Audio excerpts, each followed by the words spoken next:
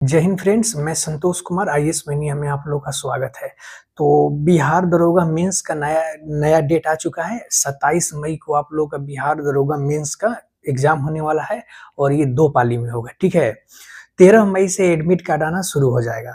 तो चलिए हम लोग कुछ प्रीवियस ईयर क्वेश्चन देख लेते हैं। जो बिहार दरोगा जो मेंस का एग्जाम 27 को होने वाला है, 27 मई को, उसमें इसी मतलब बेस पर रहेगा, ठीक है। तो हो सकता है कि बहुत सारे सवाल इसी क्वेश्चन से आ जाए, क्योंकि सिलेक्ट किया गया है जो प्रीवियस ईयर क्वेश्चन हो मतलब क्वेश्चन है, उन्हीं को सिलेक्ट करके मैंने यहाँ पर लिखा है, ठीक है।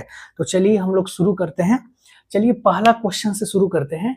उच्चतम न्यायालय के न्यायाधीश के अवकाश ग्रहण की उम्र क्या है? जो उच्चतम न्यायालय के न्यायाधीश होते हैं उनके अवकाश ग्रहण करने का यानी रिटायर होने का उम्र कितना है? रिटायर होने का उम्र उनका 65 वर्ष है, ठीक है। इसको ध्यान रखिएगा, ये सवाल पहले पूछा जा चुका है। तो क्या आंसर हो जाएगा? तो 65 वर्ष है। दूसरा सवाल है, इनमें से कौन सा भारत के राष्ट्रपति द्वारा नियुक्त नहीं होते हैं? ध्यान रखिएगा, क्वेश्चन पूछा है कि नियुक्त नहीं होते हैं। राजदूत, प्रधानमंत्री, भारत के मुख्य न्यायाधीश, तीन ही ऑप्शन है, तो बताना है। तो प्रधानमंत्री जो होते हैं ये भारत के राष्ट्रपति के द्वारा ये नियुक्त नहीं किए जाते हैं। इनको जनता के मतलब ये एक तरह से सांसद होते हैं। जो लोकसभा का जो इलेक्शन होता है तो इनको डायरेक्ट रूप से इनको क्या किया जाता है? जनता के द्वारा इनको चुना जाता है, ठीक है। ना कि ये राष्ट्रपति के द्वारा ये चुने जाते हैं, नहीं, ये जनता के द्वारा चुने जाते हैं, ठीक है। अगले सवाल पर हम लोग चलते हैं। जो राज्य नहर सिंचाई पर सर्वाधिक आश्रित है, कौन सा जो राज्य है? इसका क्वेश्चन कहने का मतलब यही है कि सबसे ज्यादा नहर के द्वारा सिंचाई किस राज्य में होता है? बिहार में, उत्तर प्रदेश में, पंजाब में या आंध्र प्रदेश में? तो इसका सही आंसर हो जाएगा पंजाब में। यानी नहरों के द्वारा सर्वाधिक सिंचाई होने वाला स्टेट जो है वो कौन सा है? तो वो पंजाब है, ठीक है। अगला सवाल है, सूफी संत ख्वाजा मोइनुद्दीन चिश्ती का उर्स मनाया जाता है। उर्स का मतलब फेस्टिवल होता है, जो पर्व होता है। तो सूफी संत ख्वाजा मोइनुद्दीन चिश्ती का उर्स यानी पर्व कहाँ मनाया जाता है? फतेहपुर सीकरी, आगरा, अजमेर शरीफ तथा दिल्ली। तो इसका सही आंसर हो जाएगा अजमेर शरीफ। कहाँ मनाया जाता है? तो अजमेर शरीफ में सूफी संत जो है ख्वाजा मोइनुद्दीन चिश्ती का उर्स यानी फेस्टिवल यही मनाया जाता है। कहां पर? तो अजमेर शरीफ। तो इसको आप लोग ध्यान में रखिएगा। आगे, भारत के सुदूर पूर्व में जो देश सर्वाधिक लंबी सीमा बनाता है वो कौन सा है? यानी भारत के जो कौन सा देश है जो पूर्व में स्थित है, भारत के पूर्व में स्थित है और भारत के साथ वो लंबी सीमा बनाता है? तो इसका सही आंसर क्या हो जाएगा? इसका सही आंसर हो जाएगा म्यांमार। क्या हो जाएगा?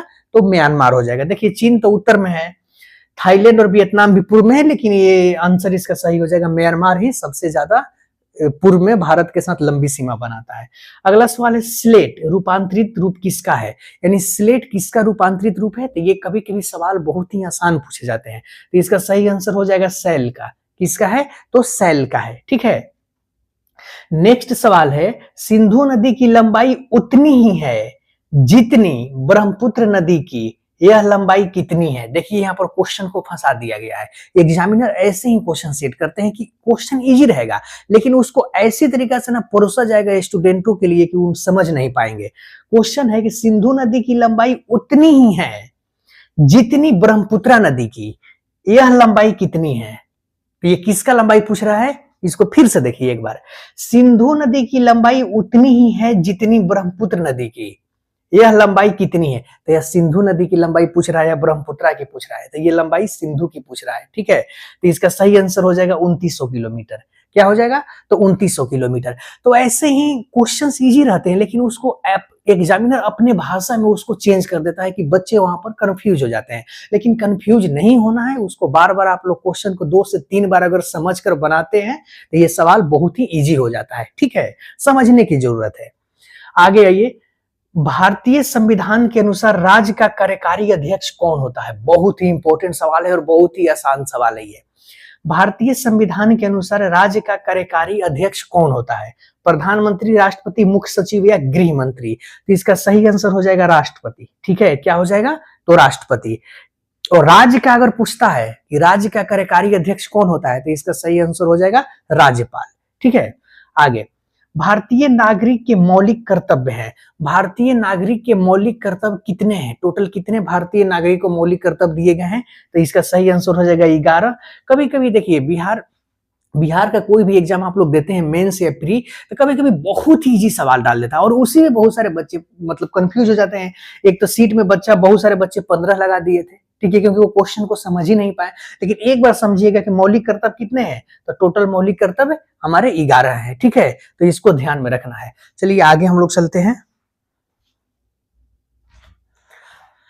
अगला सवाल है कि राज्यसभा में सदस्यों की अधिकतम संख्या कितनी होती है? जो राज्यसभा है उसमें अधिकतम यानी सदस्यों की अधिकतम संख्या कितनी हो सकती है? 250। इसका सही आंसर क्या हो जाएगा? तो राज्यसभा में सदस्यों की अधिकतम संख्या 250 हो सकती है, यानी 250 उसकी कैपेसिटी है, ठीक है। नेक्स्ट है महात्मा गांधी का जन्म हुआ था, यानी महात्मा गांधी का जन्म कब हुआ था? बहुत सारे बच्चे इसमें कंफ्यूज हो जाएंगे। अगर 10 गो बच्चे में से इस सवाल को बनाने के लिए दिया जाएगा तो हमको लगता है कि 4 से 5 बच्चे इसको गलत कर देंगे, क्योंकि ऑप्शन ही वैसे ही डाला गया है। 1859, 1869, 1879 तथा 1889। तो इसका सही आंसर हो जाएगा 1869, यानी 2 अक्टूबर 1869 ईस्वी को महात्मा गांधी जी का जन्म हुआ था। और कहाँ हुआ था? तो गुजरात के पोरबंदर नामक स्थान पर इनका जन्म हुआ था, ठीक है।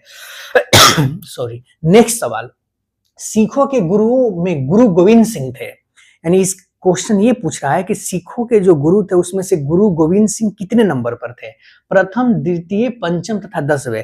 तो आप लोगों को पता होगा कि ये 10वें नंबर पर थे। गुरु गोविंद सिंह कितने नंबर पर थे? तो ये 10वें नंबर पर थे और 10वें और आखिरी गुरु थे, ठीक है। नेक्स्ट है कनिष्क राजा थे। ये पूछ रहा है कि कनिष्क आखिर ये किस वंश के राजा थे, ठीक है। मौर्य वंश के, गुप्त वंश के, कुषाण वंश के तथा पाल वंश के। तो इसका सही आंसर हो जाएगा कनिष्क जो थे ये कुषाण वंश से संबंधित राजा थे और कुषाण वंश के सबसे महान राजा थे ये कनिष्क, ठीक है। अगला सवाल है बेरी बेरी किसकी कमी की वजह से होता है? जो बेरी बेरी रोग होता है वो किस विटामिन की कमी से होता है? ऑप्शन है vitamin A, vitamin B, vitamin E, vitamin सी।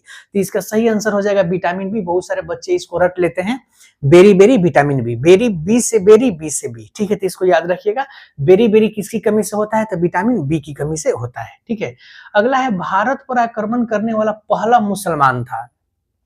भारत पर आक्रमण करने वाला पहला मुसलमान कौन था? मोहम्मद गोरी, मोहम्मद बिन कासिम, मोहम्मद बिन तुगलक तथा बाबर। तो इसका सही आंसर हो जाएगा मोहम्मद बिन कासिम। 712 जो सिंध पर जो आक्रमण किया था वो मोहम्मद बिन कासिम ही किया था 712 ईस्वी में। और भारत पर आक्रमण करने वाला पहला मुसलमान यही था। क्या नाम है इसका? तो मोहम्मद बिन कासिम, ठीक है। इसको ध्यान में रखिएगा। अगला सवाल, वह ग्रह जो सूर्य की परिक्रमा मात्र 88 दिन में लगा लेता है, उस ग्रह का नाम बताना है जो सूर्य की परिक्रमा सबसे कम समय में यानी 88 दिन में पूरा कर लेता है। तो इसका सही आंसर हो जाएगा बुध। क्या हो जाएगा? तो बुध। बहुत बार ऐसा ये सवाल पूछा जा चुका है, तो इसको बहुत सारे बच्चे इसको रट भी लिए हैं और ये सब सवाल जो होते हैं ये सब बहुत ही आसान से सवाल होते हैं, ठीक है। अगले सवाल है, इनमें से इस्पात प्लांट से युक्त नहीं है। ये थोड़ा सा कॉम्प्लिकेटेड है और इसको टफ के श्रेणी में मान सकते हैं कि इनमें से कौन सा जो जगह का नाम दिया है जो इस्पात प्लांट से युक्त नहीं है? भिलाई, पारादीप, विशाखापट्टनम तथा सिंदरी। सिंदरी झारखंड में पड़ता है।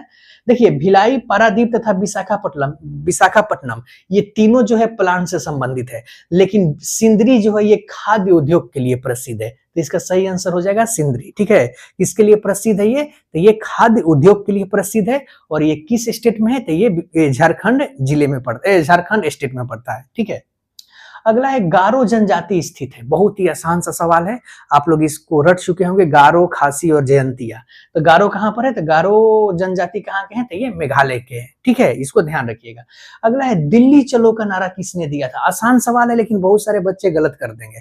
दिल्ली चलो का नारा अगर 20 बच्चों को बनाने के लिए दीजिएगा तो लगभग 10 से 12 बच्चे इसको गलत करके आएंगे, 12 क्या 15 भी हो सकते हैं, ठीक है। तो दिल्ली चलो का नारा किसके द्वारा दिया गया था? भगत सिंह, गांधी जी, नेहरू जी तथा सुभाष चंद्र बोस। ये शॉर्ट कोट में लिखा गया है, ठीक है। तो दिल्ली चलो का नारा किनके द्वारा दिया गया था? तो ये सुभाष चंद्र बोस के द्वारा दिया गया था, ठीक है। आप लोग इसको ध्यान रखिएगा।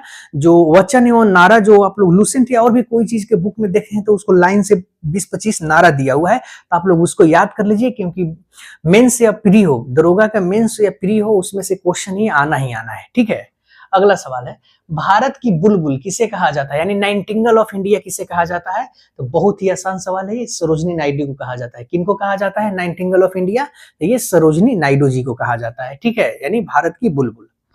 नेक्स्ट है पेस मेकर संबंधित है, यानी पेस मेकर जो है ये किससे संबंधित है?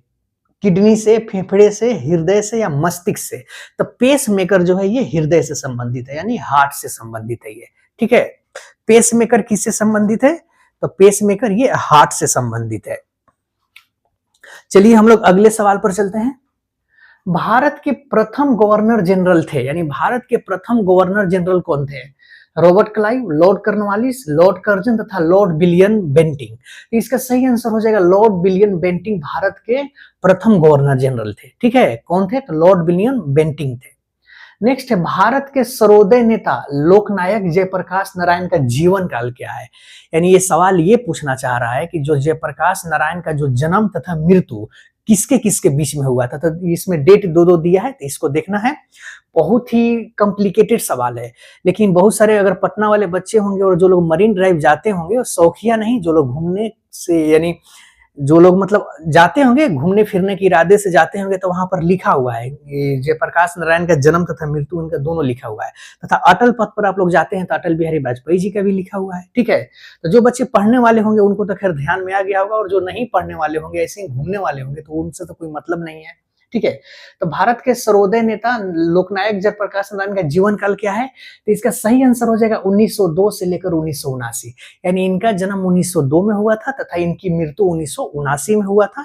कहां पर जन्म हुआ था? तो सिताब दियारा नामक जगह पर जयप्रकाश नारायण जी का जन्म हुआ था, ठीक है। नेक्स्ट है, विख्यात सोमनाथ मंदिर को किसने नष्ट किया था? जो विश्व विख्यात सोमनाथ मंदिर था उसको नष्ट किसके द्वारा किया गया था? मोहम्मद गोरी, कुतुबुद्दीन ऐबक तथा सुल्तान महमूद। तो इसका सही आंसर हो जाएगा सुल्तान महमूद, यानी सुल्तान महमूद के द्वारा ही गजनी से जो आया था, जिसको मोहम्मद गजनवी भी कहा जाता है, ठीक है। देखिए सुल्तान महमूद का भी इसका ही एक नाम है मोहम्मद गजनवी, याद रखिएगा। मोहम्मद गजनवी इसी का नाम है, ठीक है। कहीं कहीं सुल्तान महमूद देता है तो बहुत सारे बच्चे कंफ्यूज हो जाते हैं, लेकिन कंफ्यूज होने की आप लोग को जरूरत नहीं है। तब विश्व विख्यात सोमनाथ मंदिर को नष्ट सुल्तान महमूद या मोहम्मद गजनवी के द्वारा किया गया था, ठीक है, इसको ध्यान रखिएगा। नेक्स्ट है, हर्षवर्धन के साम्राज्य के समय जो चीनी पर्यटक भारत आया था वह कौन था? मैंने क्लास में भी करवाया है। ये हर्षवर्धन साम्राज्य के समय, जो हर्षवर्धन जिस समय राज्य करते थे उस समय कौन से चीनी पर्यटक भारत आया था? तो इसका सही आंसर हो जाएगा वेनसोंग, ठीक है, वेनसोंग। तथा फाहियान किसके शासनकाल में आया था? ये आप लोग कमेंट में बता सकते हैं। चलिए मैं ही बता दे रहा हूं, फाहियान जो आया था ये चंद्रगुप्त द्वितीय के समय में आया था, और वेनसंग जो था ये हर्षवर्धन के समय आया था। याद करने का भी एक तरीका आप लोगों को हम बता देते हैं, हर्ष से वेनसंग तथा हर्ष से हर्षवर्धन, ऐसे याद रखिएगा, आप लोग कभी नहीं भूलेंगे, ठीक है। अगला सवाल है, किस यौगिक का अणु सहती 40 है? किस यौगिक का अणु जो सहती है वो 40 है, यानी क्रमांक संख्या 40 है। तो इसका सही आंसर हो जाएगा NaOH। बहुत ही आसान सा सवाल है, केमिस्ट्री का क्वेश्चन है।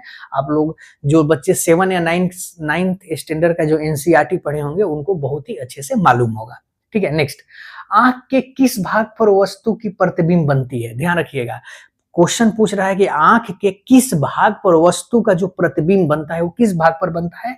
तो रेटिना पर बनता है। कहां बनता है? तो रेटिना पर बनता है। तो कैसा बनता है? ये उल्टा प्रतिबिंब बनता है, ठीक है, लेकिन दिमाग उसको सीधा कर देता है, ठीक है, इसको ध्यान रखिएगा। कहां पर बनता है? तो रेटिना पर।